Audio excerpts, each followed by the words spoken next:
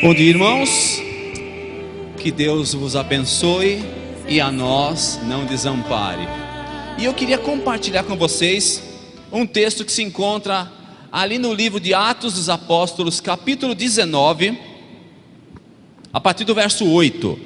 Paulo entrou na sinagoga e ali falou com liberdade durante 3 meses, argumentando convincentemente acerca do reino de Deus.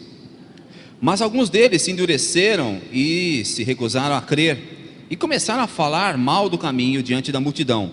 Paulo então afastou-se deles.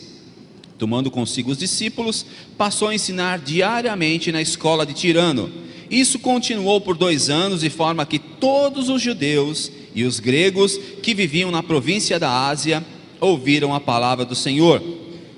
Deus fazia milagres extraordinários por meio de Paulo, de modo que até lenços e aventais que Paulo usava eram levados e colocados sobre os enfermos. Esses eram curados de suas doenças e os espíritos malignos saíram deles. Alguns judeus que andavam expulsando espíritos malignos tentaram invocar o nome do Senhor Jesus sobre os endemoniados, dizendo: em nome de Jesus, a quem Paulo prega, eu lhes ordeno que saiam. Os que estavam fazendo isso eram os 7 filhos de Seva, um dos chefes dos sacerdotes dos judeus. Um dia o espírito maligno lhes respondeu: Jesus eu conheço, Paulo eu sei quem é, mas vocês, quem são?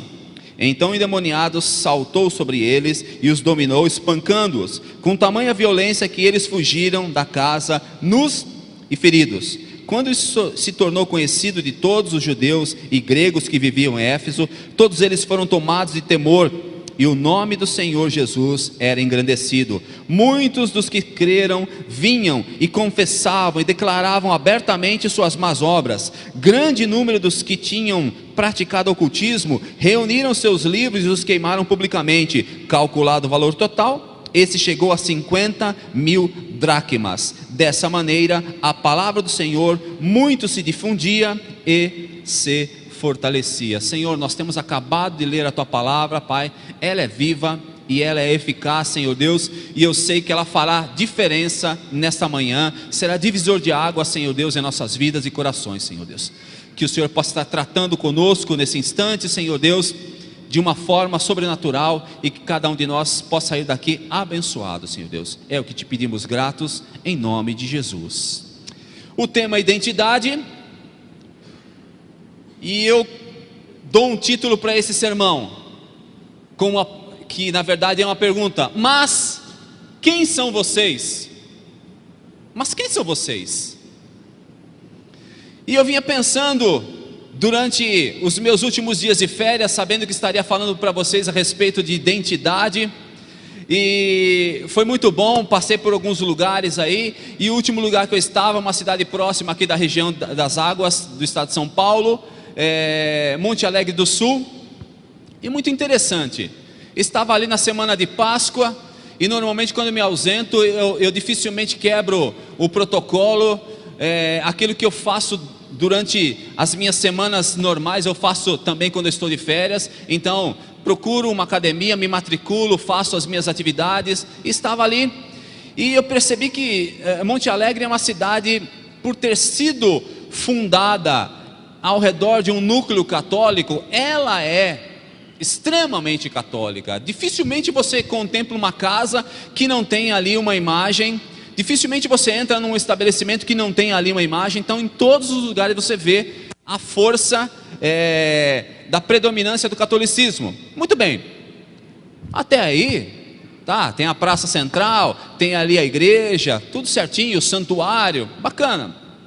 Só que aí então eu ia para a academia segunda, quarta e sexta, e de repente na quarta-feira o rapaz da academia falou: ó, na sexta-feira nós não vamos abrir. Eu até tinha me esquecido de te dizer, se você puder antecipar de sexta para quinta, vai ser melhor, porque na sexta não vamos abrir.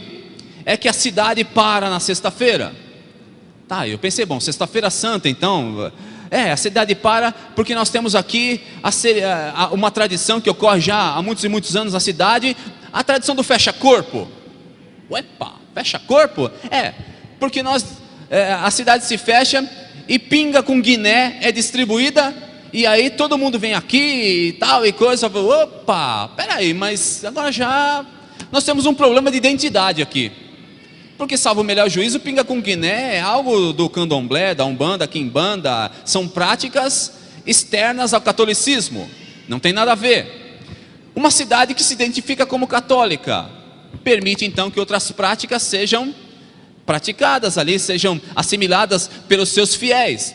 E aí no outro dia pela manhã, como eu ia na academia, peguei a bike que eu encontrei ali e saí e fui ver realmente, a cidade fecha. Faziam filas assim para chegar até a pinga com Guiné, porque aquilo ali fecha o corpo e aquilo ali tira mal olhado, acaba com unha encravada, acaba com queda de cabelo, né? Uns negócios doidos, os caras vão atrás. E de repente eu ficava lá da casa onde eu estava ali, da área, só vendo os caboclinhos passando de bike, né? Aquele grupo todo indo para os alambiques. Depois eles voltavam, todos alegres, felizes, falando alto, né? Eu falei, nossa, estão tudo acompanhado ali, né? Que coisa interessante. E aí eu fiquei pensando nesse texto aqui, e algo me chamou a atenção. Veja, nós vivemos um mundo onde as pessoas, de fato, não tem uma identidade, tem o seu RG ali, tá? O documento todo mundo tem, ou pelo menos a grande maioria tem, mas não tem uma identidade daquilo que são, daquilo que creem. Então por isso a pergunta, mas quem são vocês? Quem somos nós?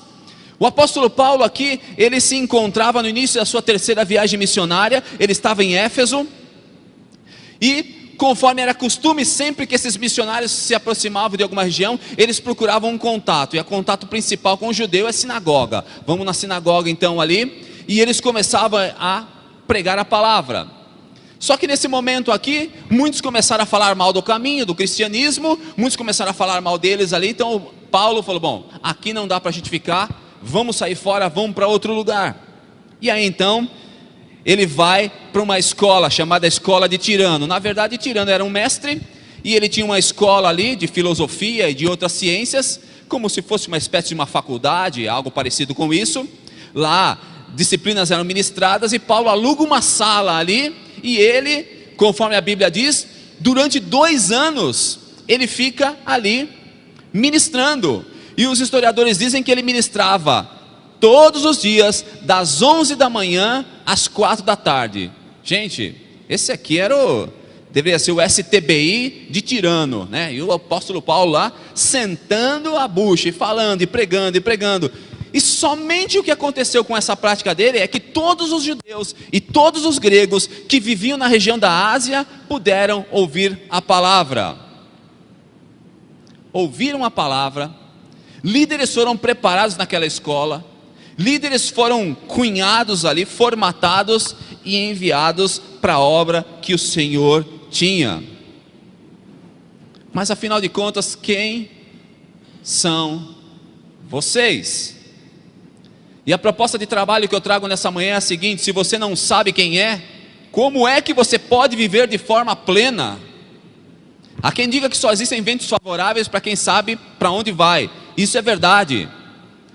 Há quem diga também que se você não sabe para onde vai, qualquer caminho serve. Alice no País das Maravilhas. Enfim, você sabe para onde vai? Você sabe quem é? Qual é a sua identidade? Se você não sabe quem é, como é que você pode conhecer o seu destino final? Como é que você tem plena certeza dele?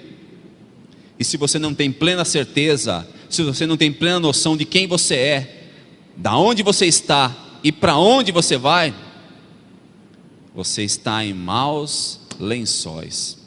E nessa manhã eu quero destacar 3 ideias que possa, de uma forma assim bem tranquila, nos ajudar a entender o que o Espírito Santo está tentando nos transmitir, está tentando nos dizer e está tentando nos levar a praticar. E a primeira ideia é a seguinte: não adianta, meu querido, minha querida, ser amigo ou filho de alguém ou membro de uma instituição eclesiástica. Não adianta você ter carteirinha do clube gospel. Não adianta, porque isso não vai te levar a lugar nenhum. Eu não sei aqui quantos já tiveram uma experiência pessoal com as trevas. Eu não sei quantos de vocês aqui já repreenderam o espírito maligno. Naquele momento é que realmente a nossa identidade, ela é posta à prova. Naquele momento a alma gela. Naquele momento o ser humano sucumbe e é totalmente dependente do poder de Deus para realizar aquilo que tem que ser realizado. Não pense que o camarada vai lá, por mais ungido que seja, por mais preparado que seja, vai em seu nome próprio, porque se for em seu nome próprio, nós já sabemos o que vai acontecer. Nós não podemos, de repente, assimilar aqui uma doutrina, uma cultura diferente daquela que tem que acontecer. Em nome de Jesus, aquele que o pastor Rubinho prega, na Igreja Batista Independente Pedra Viva de Paulínia, em que eu sou membro, te ordeno que saia. Meu irmão, minha irmã, já sabe o que vai te acontecer, né? Porque com todos os requisitos aí apresentados, né? Com todo esse currículo, não significa que entidade maligna alguma vai sair. Eu estava até pensando, mas eu não vou ser malvado com os irmãos, mas eu penso de mim mesmo que cada um de nós já deveria ter pelo menos uma vez na vida enfrentado um endemoniado cara a cara, para ver como as coisas funcionam, para ver que não é simples, para ver que você tem que ter identidade, para ver que você precisa da autoridade, do poder que não é seu, mas de Deus, e para ver que nós não estamos vivendo no país das maravilhas. Nós estamos vivendo numa batalha diária que talvez eu e você não tenhamos condições de contemplar, porque ela ocorre no plano espiritual e está acontecendo às vezes do nosso lado e eu não estou nem vendo, mas ela acontece, independente de eu ver ou não, independente de eu acreditar ou não, as coisas estão acontecendo e elas não acontecem por acaso. Verso 13: alguns judeus que andavam expulsando espíritos malignos tentaram invocar o nome do Senhor Jesus sobre os endemoniados, dizendo: em nome de Jesus, a quem Paulo prega, eu lhes ordeno que saiam. Os que estavam fazendo isso eram 7 filhos de Seva, um dos chefes dos sacerdotes dos judeus. Eu poderia dizer aqui que o sumo sacerdote, aqui o chefe dos judeus, é como se fosse um pastor da época. Esses carinhas aqui eram filhos do pastor. Então não adianta você ser filho do pastor e imaginar que, em nome do meu pai que é pastor, eu te ordeno que saia. Olha, em nome do Ângelo, presidente da igreja, eu te ordeno que saia. Gente, título não repreende demônio.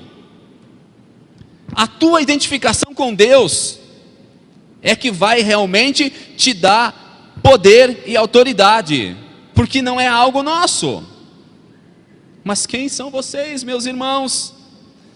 Qual é o seu DNA gospel? Parece que aqueles filhos de Seva ali, no popular, não fediam e nem cheiravam. Vocês sabem por que os demônios reconheciam a Jesus e sabiam bem quem era Paulo? Simples. Porque tanto Jesus como também Paulo operavam diferença na vida das pessoas, porque aonde a pessoa de Jesus chegava, coisas extraordinárias aconteciam, e agora o apóstolo Paulo está sendo utilizado por Deus para as mesmas coisas. Aonde eles chegavam, algo acontecia na vida das pessoas, então os demônios sabiam quem era. Os filhos de Seva aqui, será que nós fazemos diferença na vida das pessoas? Será que no lugar onde nós estamos chegando brilha a luz de Cristo, sim ou não? Ou dá no mesmo estar lá ou não? Porque não poderia dar no mesmo. Eu não sei se você já percebeu, quando de repente você entra no estabelecimento comercial, às vezes não tem ninguém lá, quando você entra, daqui a pouco parece que enche de gente. Eu já percebi isso na minha vida, porque eu entendo que Deus acaba abençoando as pessoas que estão próximas de mim. Eu entro no estabelecimento, eu vou comprar alguma coisa lá, de repente mais pessoas vêm.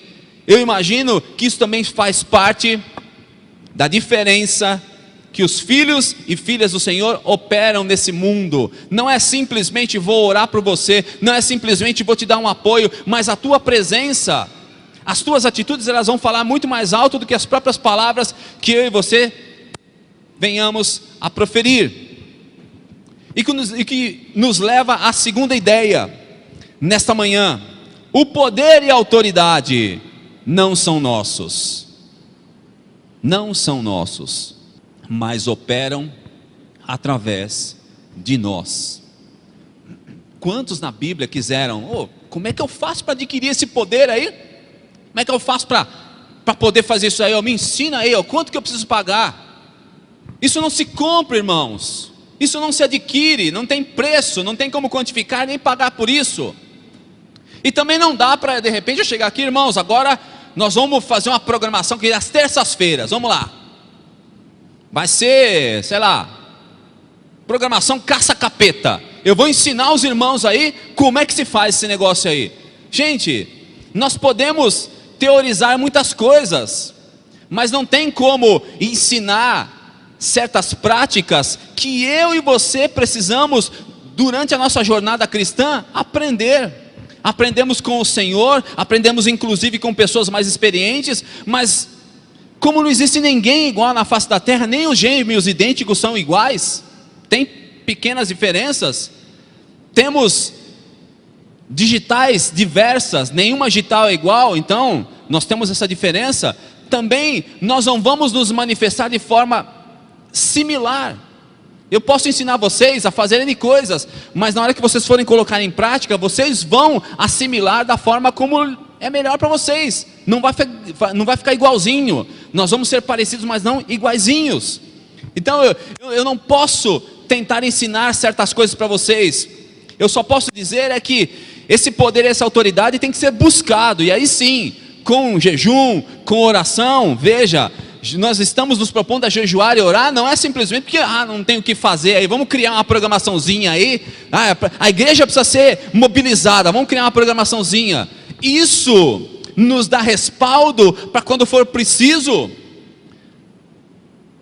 Estava lá Jesus no Monte da Transfiguração, quando ele volta, aquela confusão toda, mestre, eu trouxe meu filho aqui, mano, eles não conseguiram expulsar, repreender, homens de pouca fé, até quando eu vou suportar? Aí Jesus faz aquilo que lhe é peculiar, depois os discípulos, mestre, conta aqui para nós, por que a gente não pôde? Porque essa casta só com jejum e oração, vocês precisariam estar preparados para isso.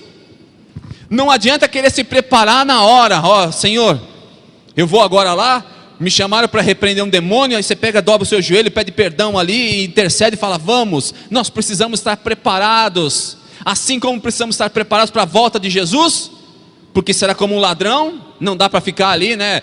Será que agora, será que não é? Não, estou preparado, pronto, e vou. Eu preciso estar preparado também para quando o Senhor me convocar para uma batalha, seja ela meramente física ou espiritual. E aí, quando o poder e a autoridade de Deus estiverem operando através das nossas vidas, agindo através de nós, assim como acontecia com o apóstolo Paulo, que Deus fazia milagres extraordinários através da vida dele, isso também pode vir a acontecer com cada um de nós. E mais, irmãos, será que vocês conseguiram perceber aqui que a atitude do apóstolo Paulo está na contramão de muitos que andam por aí nesse presente século? Conseguiram perceber? Olha, porque nos dias de hoje, nesse século, é um tal de consagrar uma porção de coisa e levar para casa. Leva aqui, isso aqui ungido, isso aqui ungido, isso aqui é ungido. E beber água consagrada. E leva foto, pertence, peça de roupa dos doentes para receber oração. E depois lá e veste. O que a Bíblia fala aqui? Lenços e aventais que Paulo usava eram levados e colocados sobre as pessoas. Os enfermos eram curados e os espíritos malignos saíam. Veja a contramão aí. Veja o que está acontecendo nos dias de hoje, que é completamente diverso. Também não significa dizer que nós temos aqui nesse texto uma base bíblica para uma nova doutrina.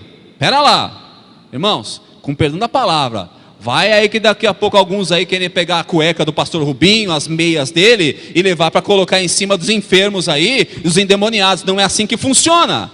Calma. Nós estamos dizendo aqui que, com toda certeza, o poder e a autoridade de Deus fluíram sobre a vida do apóstolo Paulo e fluirão também sobre a vida daqueles que têm a identidade divina. Quem são vocês? Jesus eu sei quem é. Paulo, vocês quem são? A grande pergunta daquele endemoniado. Vocês quem são? O que que vocês estão fazendo aqui? E nos leva à terceira ideia, que é a seguinte: nossa identidade com Deus gera identificação, arrependimento, fé e confissão. Identificação, arrependimento, fé e confissão. E com isso, as trevas são derrotadas. Verso 18 e 19. Muitos dos que creram vinham e confessavam e declaravam abertamente suas más obras. Grande número dos que tinham praticado ocultismo reuniram seus livros e os queimaram publicamente.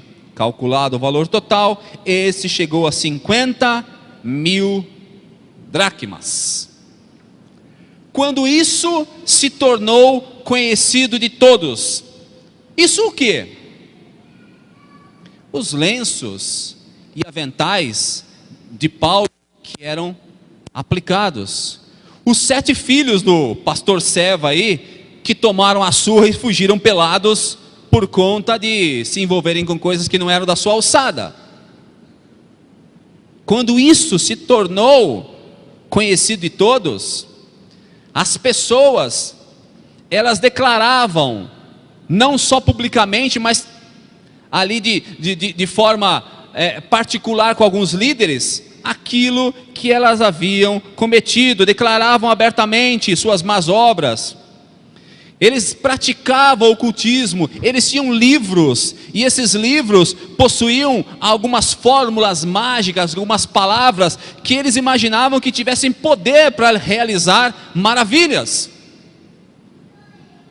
E aí, esse povo aí é impactado pelo verdadeiro poder de Deus, porque eles perceberam na carne e na prática, que aquilo que eles faziam, era balela comparado com aquilo que Deus estava realizando através da vida do apóstolo Paulo. Era balela, porque eles não conseguiam talvez nem a 10ª parte. E aí então eles pegaram ali, se reuniram, juntaram todos esses livros aí, e queimaram eles. Por quê? Porque não presta para nada. Livros que valiam, segundo a Bíblia, 50.000 dracmas. Dracma era uma moeda de prata equivalente a 1 dia de trabalho. 50.000 dracmas, 50.000 dias de trabalho. Já fez as contas aí, irmão? De cabeça? Eu fiz 136 anos de trabalho valiam aqueles livros. E eles consideraram que isso não serve para nada. Deus é que tem poder, Jesus é que tem poder. É aí que está a resposta, a solução para a nossa vida. E não só eles que conheceram isso, como eles olharam para suas vidas e falaram: a nossa identidade não é compatível com isso tudo. E confessavam os seus erros, as suas falhas. E somente por conta disso a palavra do Senhor se espalhava e se tornava cada vez mais forte. Ah, irmãos, que época fantástica, que época fantástica.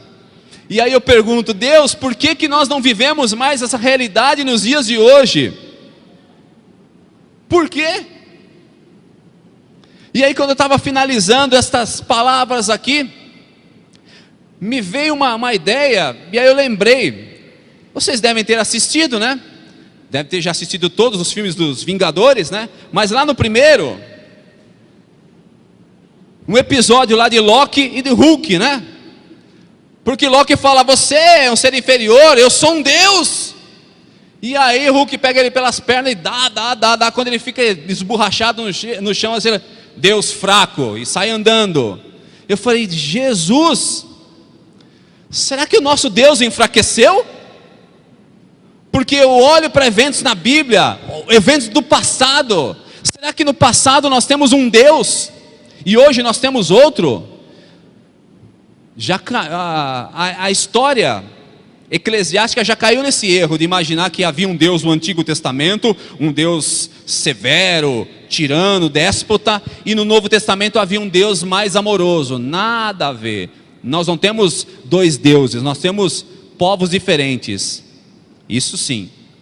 E aí talvez nós venhamos a cair no outro erro, imaginar, puxa vida, mas na época do apóstolo Paulo, dos apóstolos, dos discípulos, posterior à vinda de Jesus, era muito poder, é muita autoridade, muitas coisas aconteciam. Será que Deus enfraqueceu?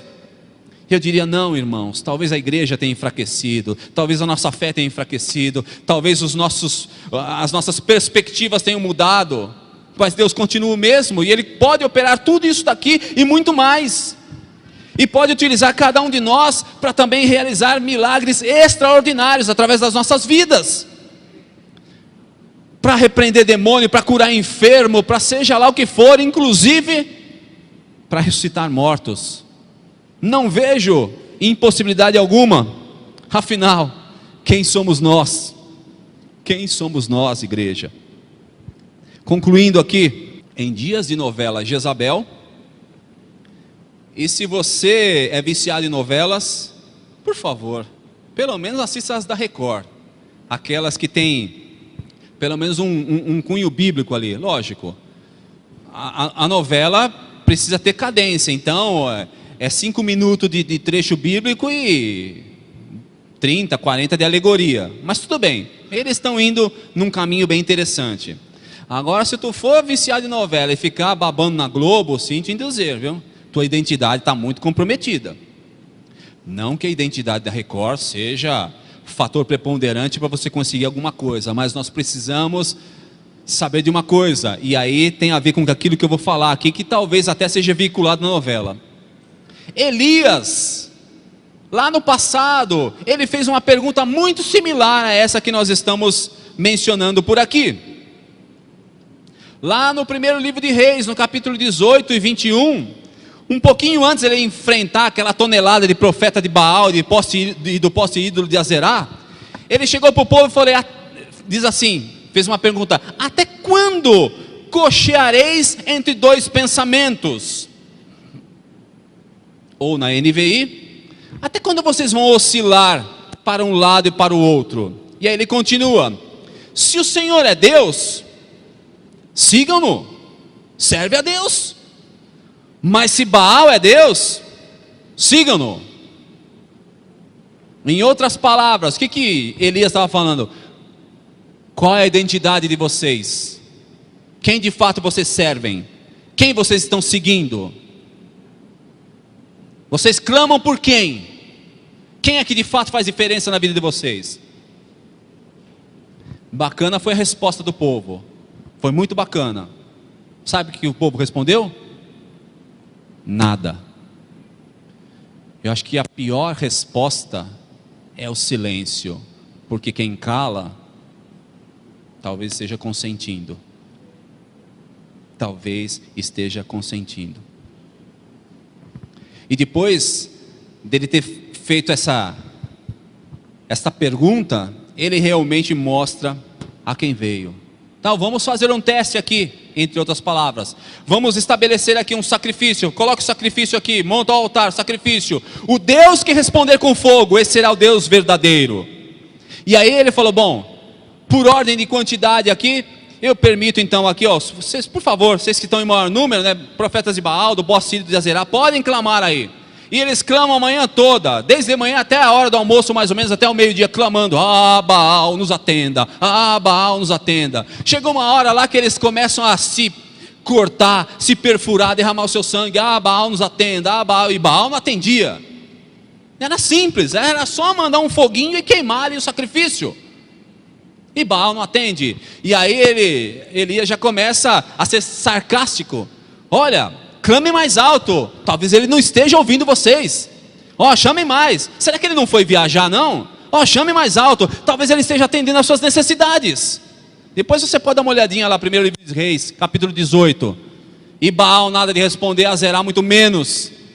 Muito bem, agora é minha vez. Elias simplesmente faz o expediente, joga água nesse negócio aí, encharca bastante para que ninguém talvez fale, bom, o profeta é espertinho, jogou gasolina até o fogo, né, para dizer que foi de Deus, né? Vivemos nos dias de hoje aí algumas picaretagens gospel aí, né? Tem gente fazendo as coisas falando que foi Deus que fez e aconteceu, então cuidado aí com o 71 gospel, mas lá não tinha como, joga água, beleza. Ele ora ao Senhor e Deus responde com fogo, leva a água embora, leva o sacrifício, queima o altar, acabou com tudo. Pronto, Elias acaba de demonstrar que ele tinha uma identidade divina e que Deus é Deus verdadeiro, e ele não perde batalha para ninguém, nem para Baal, nem para Zerá, nem para Lúcifer, nem para quem quer que seja, nem para nenhum ser da face da terra ou do universo. Irmãos, vocês não podem sair daqui sem a plena certeza de quem são, não tem como fazer isso. E eu vou dizer uma coisa para vocês, para a gente finalizar isso aqui, que eu considero muito importante. Não importa se você entrou nessa igreja aqui pela primeira vez, a primeira vez que você está numa igreja evangélica, ou se você já é crente veterano, todos vocês, todos nós precisamos de Jesus. Não adianta queremos mostrar título, eu sou pastor, eu sou professor, eu sou crente há 50 anos, isso aí não significa absolutamente nada, nós somos totalmente dependentes de Jesus. E vai chegar uma época nas nossas vidas, e quem dera fosse agora, já, precisamos reconhecer que talvez as práticas que nós temos cometido são erradas. Quando o poder do Senhor se manifestava, aquelas pessoas sendo impactadas por Ele, examinavam-se a si mesmos e verificavam que as suas práticas estavam erradas, e elas passaram a deixar essas práticas. Muitas vezes o Espírito Santo, ele nos incomoda, e nós sabemos disso, sentimos que algo está errado, mas nós não deixamos as coisas de lado.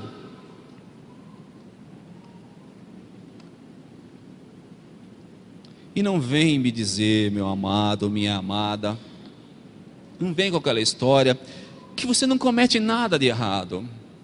Quem não tem pecado, que atire a primeira pedra. Quem nunca errou. Comentava na minha classe hoje de manhã de escola bíblica, o salário do pecado é a morte. O que isso significa? Pecou, tem que morrer. Imagina se isso tivesse valendo hoje, sem o sangue de Jesus, sem a salvação. Quantos seres humanos ainda estariam de pé, dos 7 bilhões aí que nós temos na face da terra? Irmãos, não tem como eu e você dizermos, olha, eu não cometo nada de errado. Ou então, dizer assim, eu não sei se eu estou fazendo alguma coisa de errado ou não. Sabemos sim, sabemos, porque graças a Deus ainda temos o Espírito Santo agindo e nos convencendo a cada dia. A cada dia. O Espírito Santo tem falado com você e você tem endurecido o seu coração. Eu e você sabemos os erros que temos cometido. Deus também sabe. Deus sabe o que você está fazendo. Deus sabe o que você está pensando. Cuidado. Nós precisamos assimilar uma identidade divina. Nós precisamos de fato ser aquilo que nós falamos que somos. Somos crentes, somos cristãos, somos servos do Senhor. Então que isso seja de verdade, não de brincadeira. Só para você levar aí na sua mente, não precisa responder essa pergunta, mas responda para si assim que tiver a resposta. Você acha que a sua vida tem agradado a Deus? Reflita. Que Deus tenha misericórdia de todos nós, e que a nossa identidade em Cristo se aperfeiçoe a ponto de um dia talvez sermos privilegiados em realizar coisas extraordinárias em prol do reino de Deus. Dobre sua cabeça aí, baixe sua cabeça. Nós vamos orar nesse momento. Senhor,